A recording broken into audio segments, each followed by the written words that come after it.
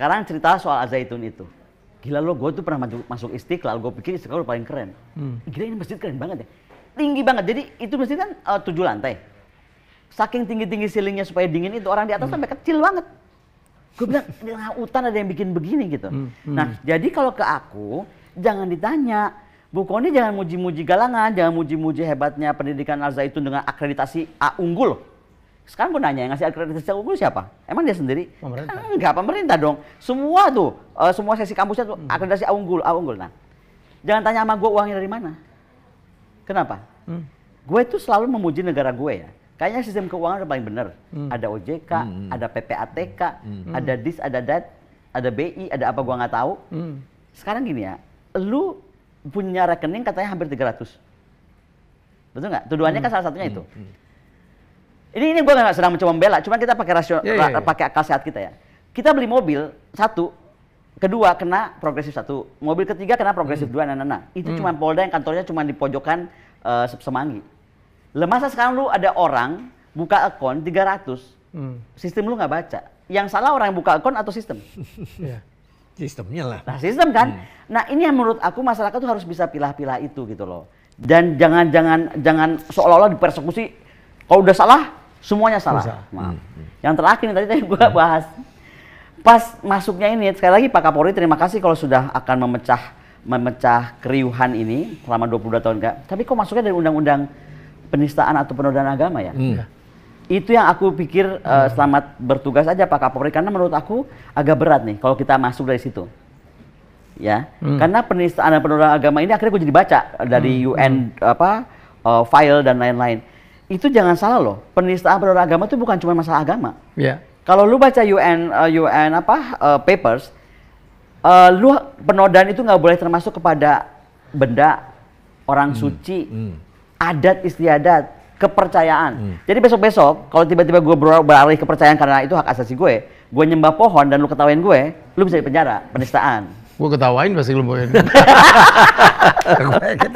Nah, jadi aku cuma bingung aja, aduh mau pilpres yang diperkenakan adalah undang-undang penodaan dan penistaan. Lalu apa kabar gitu loh, karena menurut aku Indonesia tuh very diverse. Yang kayak gini-gini bisa memicu another story gitu loh. Jadi maksud aku, kenapa sih nggak lebih tegas bahwa ya terjadi uang transfer dari Al-Qaeda misalnya? Kan lebih seru gitu.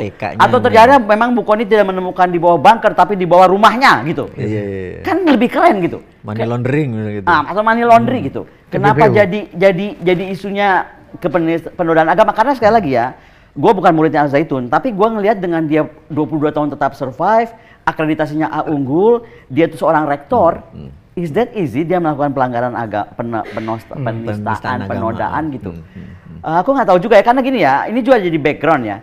Aku tuh kan kecilnya besarnya dari kecil tuh aku sekolah di Mustopo. Ada yang pernah tahu nggak Jenderal Mustopo itu siapa? Jenderal Mustopo beragama. Profesor Jenderal Mustopo beragama, yes. Masa kecilku aku lulus di sekolah itu. You know what? Yang dibikin profesor, kalau dia waktu itu hidup zaman sekarang, dia udah kena penodaan agama. Pasti itu. Padahal Jenderal Mustopo. Why? I tell you. Kita di kelas TK sampai gue lulus SD, beliau tuh bangun di sekolahnya Jalan Dago di Bandung di pojokan. Bangun gereja di sebelah kanan karena beliau istrinya kan Ibu Laila itu Kristen. Lalu ada masjid udah pasti. Lalu di dalam tuh ada kuil Buddha, ada kuil Hindu. Dan kita harus mencoba itu semua. Jadi kalau hari itu ada acara misalnya nyanyi di gereja, kita kebaktian.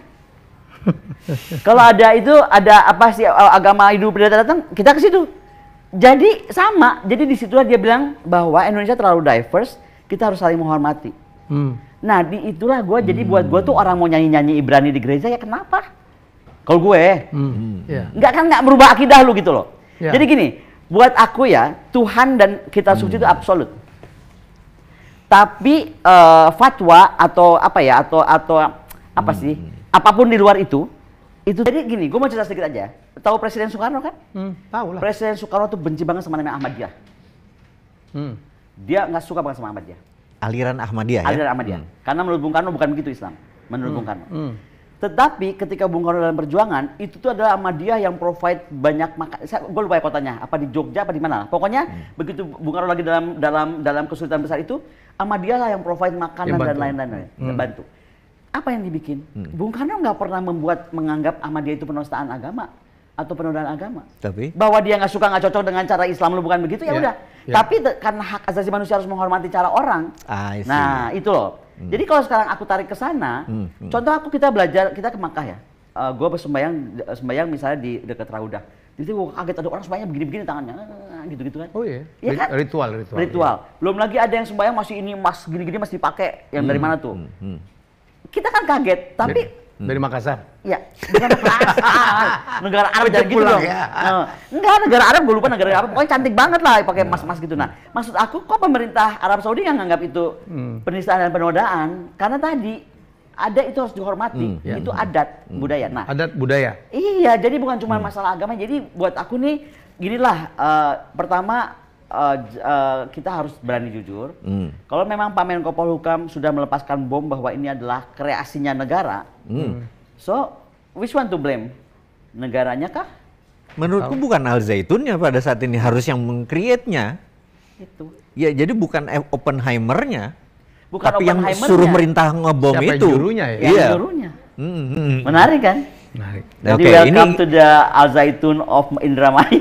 Jadi ini biarin teman-teman kita, masyarakat, sahabat kita, follower kita ataupun ini yang menilai. Ataupun pembenci kita yang marah. Karena udah nuduh gua jadi katanya gini, berarti bukannya udah kena doa-doanya Syekh Panji.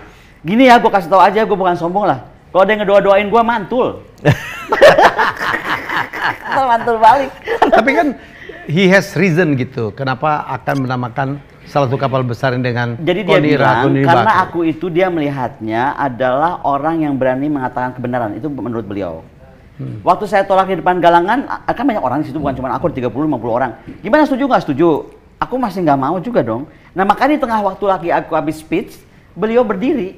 Itu kan 15.000 orang yang datang. Terus dia bilang, saya dari kemarin lihat mukanya Bu Kony masih enggak juga nih. Sekarang karena kita negara Pancasila, musyawarat mufakat, saya mau tanya kepada semua hadirin di sini. Kalau saya namakan kapalnya dengan Kony Rakurin Bakri, setuju? Setuju. Dan udah Bu Kony itu 15.000 orang udah setuju. Terus aku ngomong apa? Duit dia. Kecuali itu duitnya Pak Erick Thohir, gua akan telepon Pak Erick Thohir. Pak Erick, jangan nama saya kan gitu. Benar nggak? Oh jadi nih? Apa? Jadi. Insya Allah jadilah. Nanti ada kapal. Ntar gue mau bikinin deh. Gue kan waktu kemarin ke Portugal, lihat kapalnya siapa tuh? Vasco da Gama. Oke. Ya kan? Jadi kan Vasco da Gama itu kapalnya kan keliling dunia dengan si kayu hebat itu. Paling depannya itu ada dia yang lagi begini nih, dari kayu. Kayu besi itu. Ada patung misalnya. Jadi waktu gua ke museum itu gua pegang Vasco da Gama, gua bilang lu punya energi apa ya, lu bisa menaklukkan dunia. Nanti ada patung Bu Kony. Ngomong-ngomong kayak Titanic lagi. Udah gitu jadi gua tulisannya R66. Di belakang ada cowok, you jump, I jump. You jump, I jump. Oke, jadi terjawab ya. Termasuk bertanya bini gue terus, kenapa Bu Kony ke sana? Gitu ya. Jadi that's the reason. Ya, makanya perlu ini kita tabayun juga kan. Ya, thank you Bu. Terima kasih kembali. Ya, jadi saya pikir terlepas dari kontroversinya, penistaan agama, cara sholat yang berbeda, whatsoever gitu, tapi kita sepakat bahwa perguruan ini keren banget. Keren. Ya, one of the best kali ya Bu ya? One of the best lah. Mari kita manfaatkan, mari kita manfaatkan. Pinter-pinter dan baik. Dan gue ya surprise-nya begini. Aku tuh kaget ya, aku ngebayangin waktu belum masuk ke dalam masjid, ini orang-orang ngeri-ngeri pada pakai yang tertutup, terus gimana gitu. Enggak tuh. Ada yang cuma kerudung, Umi aja cuma pakai kerudung biasa, bukan ini. Dan Ibu kan pakainya begini juga kan? Warna putih gue ingat banget. Putih dan hijau kan? Putih hijau. Ada yang telepon gue, apa kalau pakai kerudung? Oke, enggak. Terus cowok-cowok itu pakai dasi, pakai jas, keren lah. Keren, jadi kayak di Al-Azhar, gue berasa di Al-Azhar.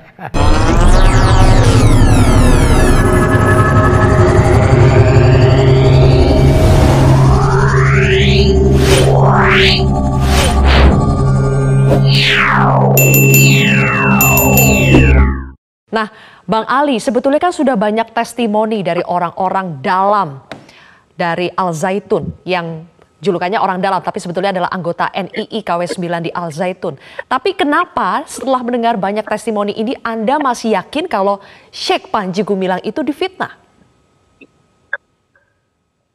Sylvia, zaman sekarang orang masih bicara tentang negara Islam. Hari ini orang masih bicara tentang negara Islam. Logika apa dipakai? Hey, please. Kalau orang-orang yang mantan, bekas, Kang Asep dan lain-lain, semua testimoni-testimoni ini apakah bisa menjadi alat dan barang buktikah, ataukah kita masih tidak percaya kepada polisi dengan proses yang ada? Makanya berkali-kali saya bilang, dalam situasi seperti begini, mari kita menyerahkan seluruhnya kepada institusi negara yang namanya Kepolisian Republik Indonesia. Tetapi menurut saya semua pernyataan-pernyataan, mulai dari orang yang mengaku sebagai ulama hebat, paham tentang Quran dan lain-lain, seluruhnya mulut-mulut yang menurut saya keluar dari mulut-mulut itu dalam konsep Islam kebenaran sekalipun, tapi kalau disampaikan tidak dengan ketentuan-ketentuan ajaran agama, maka Anda telah memfitnah, dan itu adalah tata cara yang diatur dalam Al-Quran. Al-Baqarah 193, fitnah itu orang yang keluar dari agama dan menjadi murtad. Makanya saya keberatan kalau orang Islam itu bertengkar terus dalam posisi seperti ini. Malu kita sebagai agama mayoritas, agama orang di Republik ini ditertarik gitu loh. Dengan pesantren Az-Zaitun, dengan Syekh Panji Gumilang. Ini orang yang punya latar belakang agama, seorang ulama, seorang kiai, semua membantai hadis seorang Panji Gumilang. Apa kalian ini sebetulnya? Kenapa setiap tahun mau pemilu baru peristiwa ini dibicarakan tentang Panji Gumilang dan Pak Zaitun? Setiap 5 tahun, saudaraku. Itu yang saya ingin mengatakan. Kalau ini persoalan umat, kenapa tidak bicara dengan baik-baik? Kenapa tidak tabayun? Kok begitu langsung dibantai habis seorang pimpinan pondok pesantren dan pesantren sehebat Zaitun ini? Di mana kita punya muka sebagai umat Islam? Kita perlu mempertontonkan semua kejahatan yang penuh fitnah itu. Serahkan ini kepada polisi. Bukan urusan kalian menghujat dan mencaci maki Az-Zaitun dan Panji Gumilang. Itu pikiran yang ada di otak saya. Anda boleh menilai bahwa apa dan tidak bagaimana. Tapi ini adalah sikap pikiran saya. Bang Ali, Anda kan mempertanyakan. Tadi Anda bilang mulut-mulut orang yang memfitnah Panji Gumilang. Ada termasuk mulut MUI kah di situ? Karena MUI sudah mengatakan dari hasil investigasinya ajaran-ajaran yang ada di Al-Zaitun itu menyimpang. Iya, kalau kita dengar penjelasan Syekh Panji Gumilang, kan, kenapa kita tidak melakukan tabayun lebih awal? Tetapi kita sudah membantai, kita sudah menghukum tanpa kita mengadili. Sudah, tolong mari kita berlaku adil. Jangan karena kebencianmu kepada seseorang, jangan karena kebencianmu kepada satu kaum, kamu berlaku tidak adil kepada mereka. Berlaku adillah kamu, karena adil itu lebih dekat kepada takwa. Takwa itu lebih dekat kepada Allah Subhanahu wa Ta'ala. Baik, saya ingin menyampaikan suara orang banyak yang mereka tidak bisa bicara, kecuali saya harus mengungkapkan ini. Baik, Bang Ali, katakanlah Anda tidak percaya ya dengan testimoni-testimoni orang-orang dalam MUI dan sebagainya. Tapi ini kan ada pernyataan dari Menko Polhukam. Faktanya PPATK itu sudah membekukan 145 rekening dari 367 rekening. PPATK semuanya masih menduga. Dengar kata-kata Mahfud MD sebagai Menko, karena diduga. Apakah dengan diduga-duga itu kemudian orang bisa dibantai? Please. Tolong dengan baik, dengan jujur lah. Jangan sampai kita melakukan pembantaian, kita berlaku tidak adil kepada orang seperti sosok seorang ulama, Syekh Panji Gumilang dengan pesantren Az-Zaitunnya. Please, bertahun-tahun beribu-ribu anak, umat santri dan orang tua mempercayakan anak-anak mereka dididik di sana. Please, kita harus menghormati ini posisi dengan baik.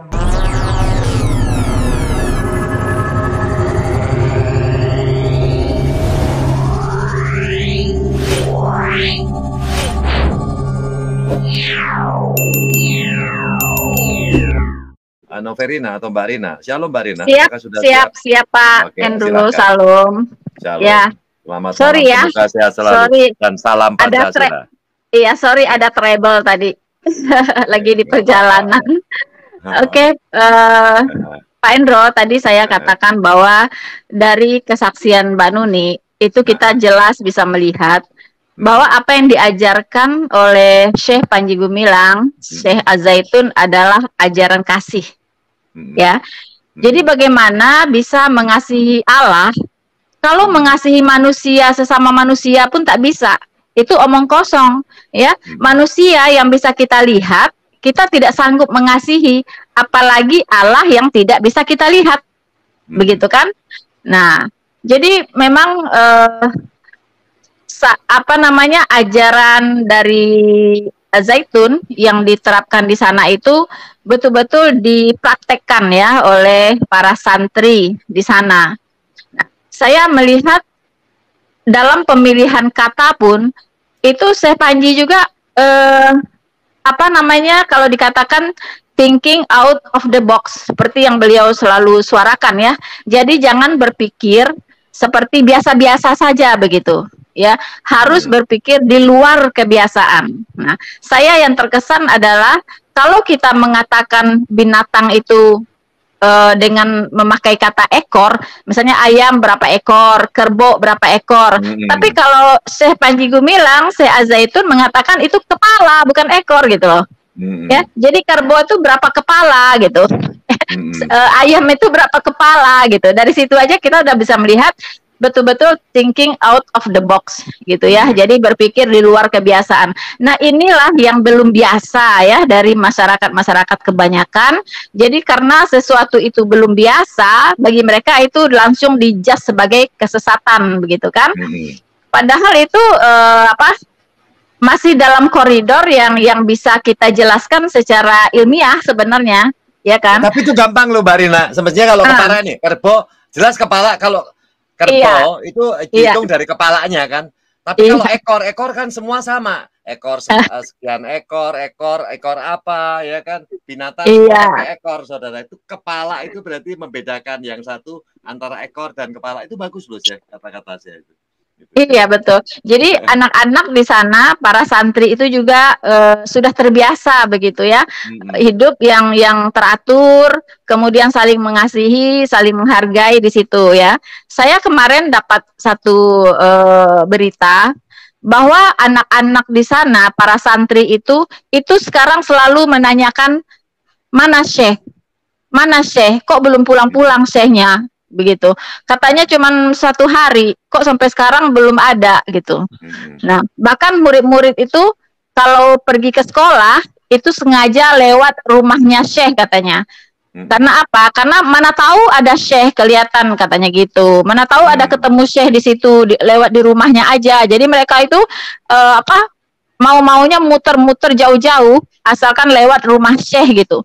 Nah, begitulah kita lihat betapa cintanya ya santri-santri itu kepada Syekh Az-Zaitun. Nah, mengapa? Karena beliau itu mengadakan pendekatan ke anak-anak itu benar-benar manusiawi begitu kan?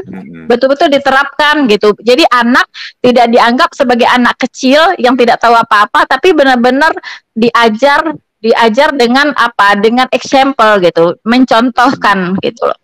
Nah, ini jadi anak-anak di sana itu sangat kehilangan sekali ketika Syekh Az-Zaitun dibawa oleh Bareskrim gitu ya, nggak dipulang-pulangkan lagi gitu. Jadi mereka itu selalu setiap hari bertanya, mana Syekh, bertanya ke guru-guru mereka gitu. Katanya Syekh cuma 1 hari, kok sampai hari ini nggak pulang-pulang gitu kan. Nah, ini kasihan gitu, sedih rasanya gitu, pengen ya bagaimana ya, terharu sekali gitu Pak Endro. Nah, terus ini juga ada lagi saya mendengarkan, saya ada keluhan juga dari guru, kalau tidak salah guru sekaligus dia di sana adalah wali santri juga ya. Itu dia mengatakan, tolong dong Pak Polisi gitu ya. Waktu ke sana itu Pak Polisi itu ada 200-an orang ya datang ke Az-Zaitun itu ya kan, dan mereka mengambil beberapa barang dan termasuk berangkas dari punya anak-anak gitu. Jadi bayaran sekolah dari wali santri kan memang saya bilang tidak lewat bank lagi ya, tapi lewat uang tunai begitu. Nah, itu ada disimpan di situ untuk kebutuhan sekolah, untuk kebutuhan anak-anak itu dibawa gitu oleh polisi. Dibawa nah, ya? Jadi dibawa sekarang ya? Waduh. Dibawa. Jadi mereka sudah kesulitan gitu. Karena namanya bayar uang sekolah kan tidak terus-terusan. Kalau udah bayar ya udah gitu kan. Jadi kalau itu misalnya dibawa, mereka pakai apa gitu? Kasihan banget loh. Ya, jadi harusnya ya alasannya sih sebagai barang bukti gitu. Tapi kan harus ditanya dulu dong. Itulah di situ harus ada unsur peri kemanusiaan yang adil dan beradab itu di sana. Iya kan? Boleh ngambil ini sebagai alat bukti, tanya dulu ini uang apa gitu kan. Itu uang anak-anak gitu. Jadi bayaran dari wali-wali santri untuk anaknya gitu, bayar uang sekolah gitu loh. Nah, karena banyak rekening sudah dibekukan, ya akhirnya uang tunai itulah untuk kebutuhan-kebutuhan, tapi itu pun diambil gitu. Nah, coba dicek. Kalau itu misalnya benar, ya mohonlah kepada kepolisian dibalikin dong uangnya gitu. Kasihan dong anak-anak itu nggak ada salah apa-apa. Apakah mau dibiarkan mereka itu tidak bisa memenuhi kebutuhannya gitu kan? Namanya anak butuh buku, butuh pena, butuh apa gitu kan? Banyak kebutuhan loh, dan itu bukan 10, 20, 100, 200, 1000, 2000 orang di sana itu. 8.000-an orang loh. Ya, Pak Polisi harus dengar itu ya, 8.000-an orang. Itu kebutuhannya nggak sedikit. Iya kan, bayangin deh, kalau Pak Polisi punya anak 8.000 orang, gimana sih cara ngasih makannya gitu. Iya kan, bisa nggak dibayangkan gitu ya. Jadi mohonlah ya hati nuraninya kita ketuk di sini untuk mau mengembalikan uang itu. Seandainya itu memang diambil gitu ya, uang dari anak-anak ini. Iya kan. Nah, itu satu. Terus Pak Endro, kita juga selalu berdoa ya untuk Syekh Az-Zaitun supaya bisa diberi kesehatan yang baik ya, diberikan keberanian, kemudian pikiran yang masih cemerlang seperti biasanya untuk menghandle ya semua pemeriksaan atau pertanyaan atau apapun ya di Bareskrim sana. Gitu. Karena kalau beliau ini memang orangnya sangat kritis dan orangnya telaten kalau saya lihat. Pembukuannya juga sangat telaten ya. Jadi kalau ada pemeriksaan dari PPATK itu saya kira beliau bisa menjelaskan ya. Dan kita tahu saya bilang waktu itu kalau ada pengeluaran pun itu banyak yang tanda tangan. Iya kan? Kalau misalnya pena merah belum tanda tangan di situ, itu belum bisa dikeluarkan uangnya. Pena merah itu ya tanda tangannya Syekh Az-Zaitun, Syekh Panji Gumilang, beliau selalu pakai tinta merah. Kalau tinta merah belum ada di situ, berarti belum bisa keluar uang itu. Ya, jadi memang kayaknya bisa dijelaskan sih. Paling PPATK-nya cuman belum paham bagaimana cara memanage keuangan di Az-Zaitun. Iya kan?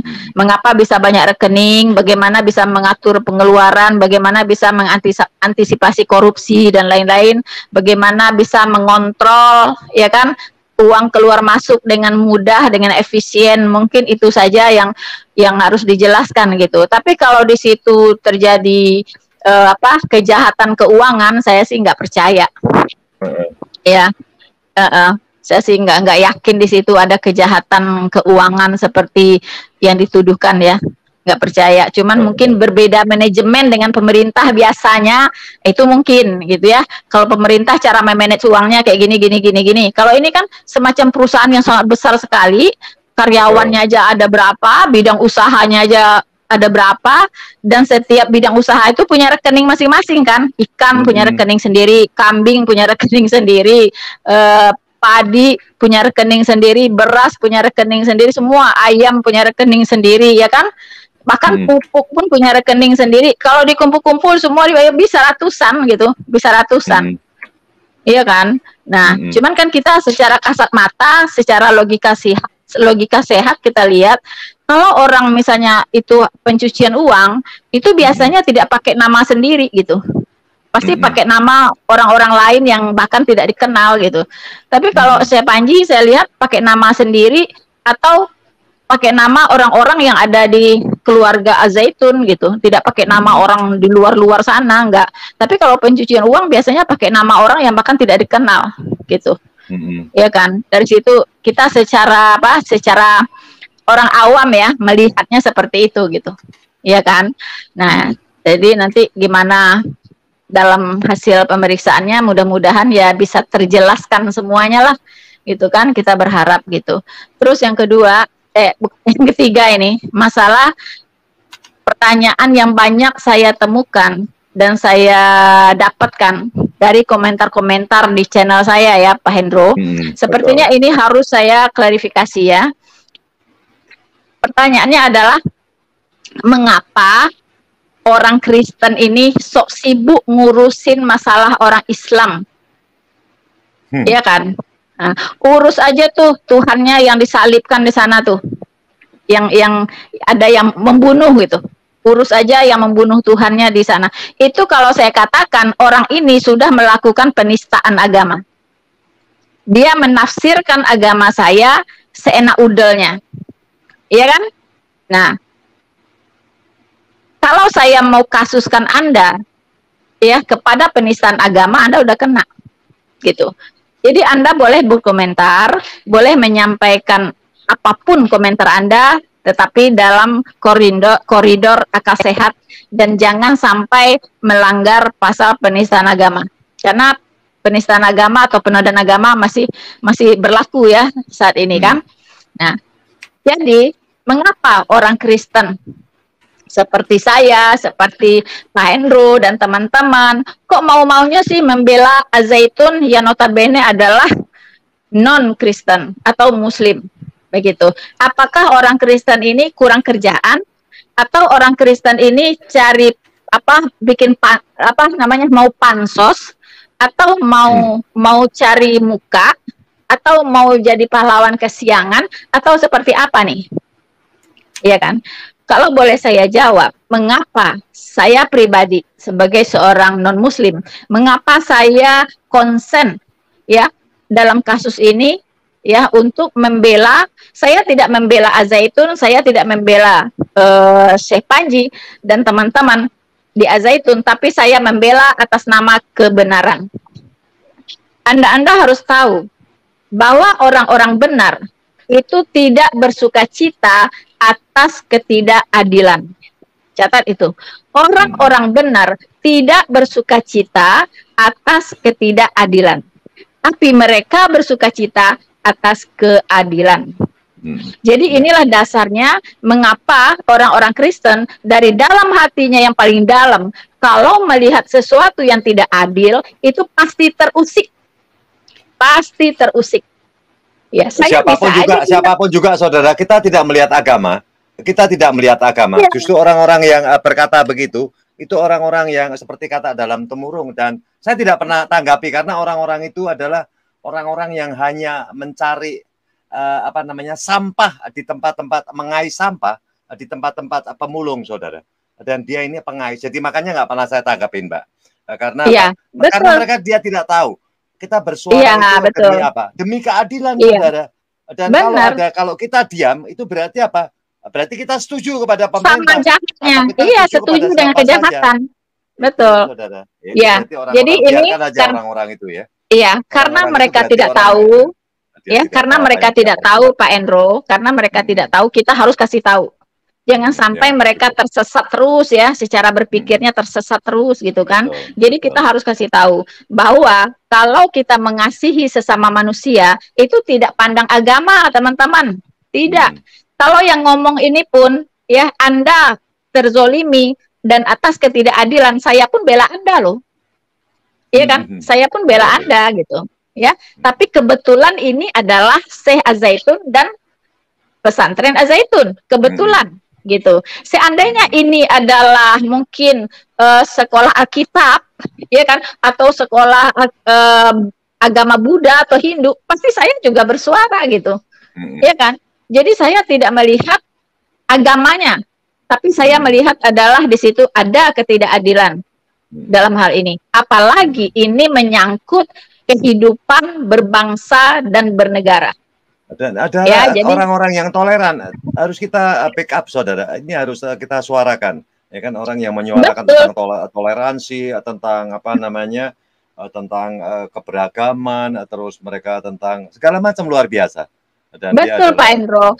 Karena apa? Karena negara kita ini butuh orang-orang yang toleran, butuh orang-orang yang berpegang teguh kepada konstitusi negara Republik Indonesia. Ya, karena dengan konstitusi negara Republik Indonesia dengan toleransi yang tinggi dan mengamalkan butir-butir dari Pancasila, disitulah Indonesia ini bisa berdiri teguh, kokoh dan bisa maju. Di luar itu hancur.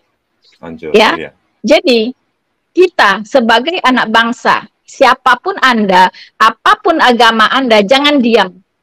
Ya, karena saya masih melihat banyak sekali minoritas ini yang terlalu nyaman di zona nyamannya gitu loh. Tidak mau bersuara, tidak mau berbuat apa-apa. Yang penting gua nggak diganggu, bisnis gua jalan, ya duit gua lancar, masa bodoh. Dan kalau terjadi apa-apa, gue udah punya rumah di Amerika, gue udah punya rumah di Australia, gue sudah punya rumah di Singapura, gue sudah punya bisnis di sono gitu loh, ya kan? Yeah. Sama sekali tidak ada kepeduliannya gitu.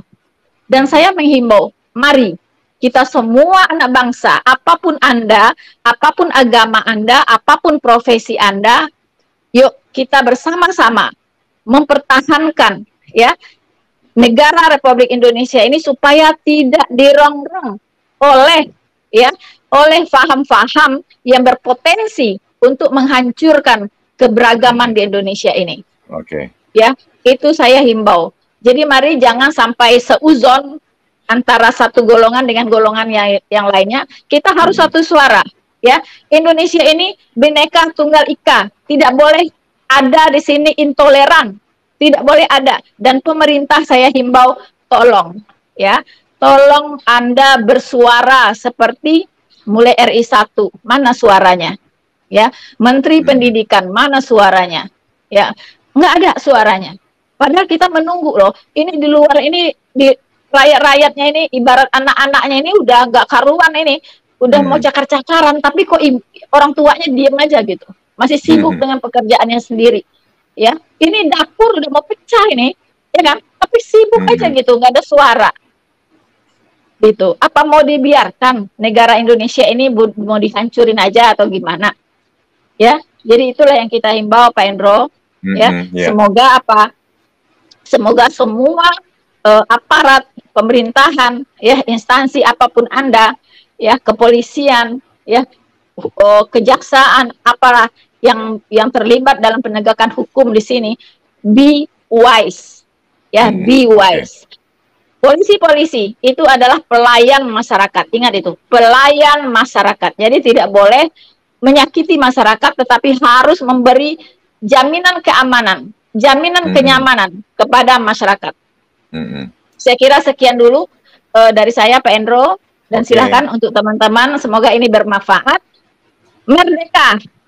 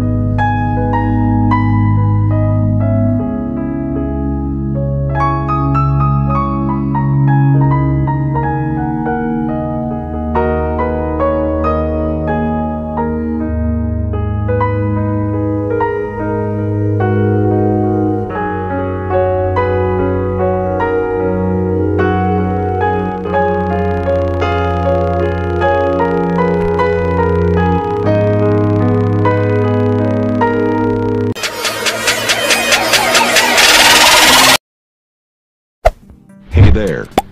Subscribe to my channel. And also press this bell icon.